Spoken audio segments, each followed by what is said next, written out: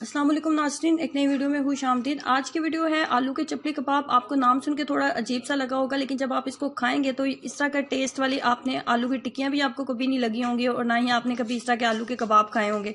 ये आलू के कबाब और आलू के टिक्कियां वगैरह की टिक्कियां जो हम नॉर्मली बनाते हैं उससे टोटली इसका टेस्ट डिफरेंट है।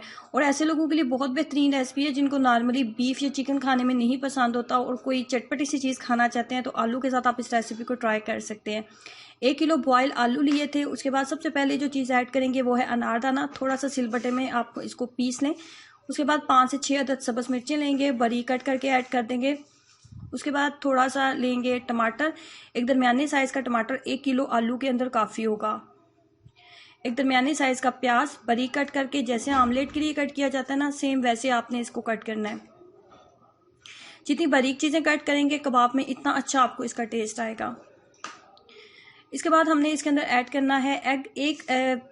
आपने फ्राई पैन में 1 टीस्पून आपने कुकिंग ऑयल या घी ले लें। उसके बाद सिंपल एग डाल के तो उसको फ्राई कर लेना है। कोई भी नमक और कोई भी काली मिर्च पाउडर आपने इसके अंदर ऐड नहीं करनी। और ये फ्राई अंडे का इसके अंदर बहुत ही ज़बरदस्त टेस्ट आएगा। इसकी बाइंडिंग ऐसे नहीं होगी। इसकी बाइंडिंग करने के लिए हम इसके अंदर मैदे का इस्तेमाल करेंगे। 2 टेबलस्पून फुल भर के हमने इसके अंदर मैदा ऐड करना है। 2 टेबलस्पून मैदा ऐड करने के बाद इसके अंदर हम डालेंगे मज़ीद मसाले,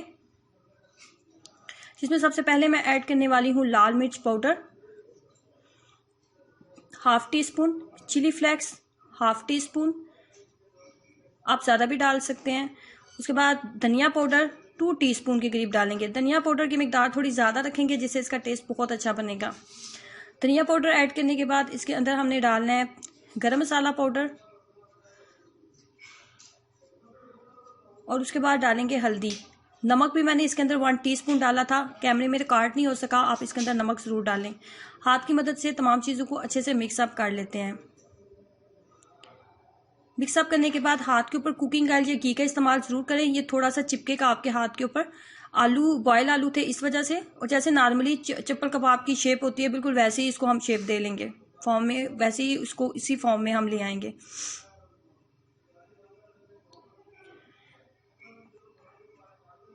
उसके बाद लेंगे घी का मैंने इस्तेमाल किया।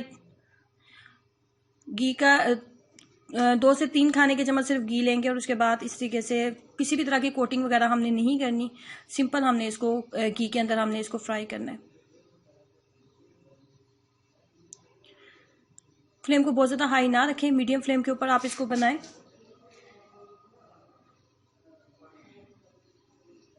ये आलू की एक ऐसी रेसिपी है जिसको आप एक दफ़ा बनाएंगे तो आप इसको बार बार ट्राई करेंगे, क्योंकि ये खाने में बहुत ज़्यादा कमाल की बनती है।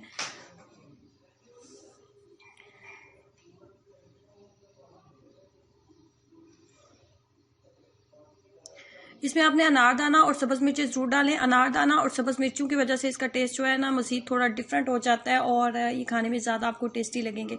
तो अनारदाना और सब्ज़ मिर्चें जो है ना, उन दोनों चीज़ों को आपने बिल्कुल भी इसके अंदर स्किप नहीं करना, वो ज़रूर आपने इसके अंदर ऐड करनी है। जब दोनों साइड्स के ऊपर एक बहुत अच्छा सा गोल्डन सा कलर आ गया तो इसको उतार लेते हैं।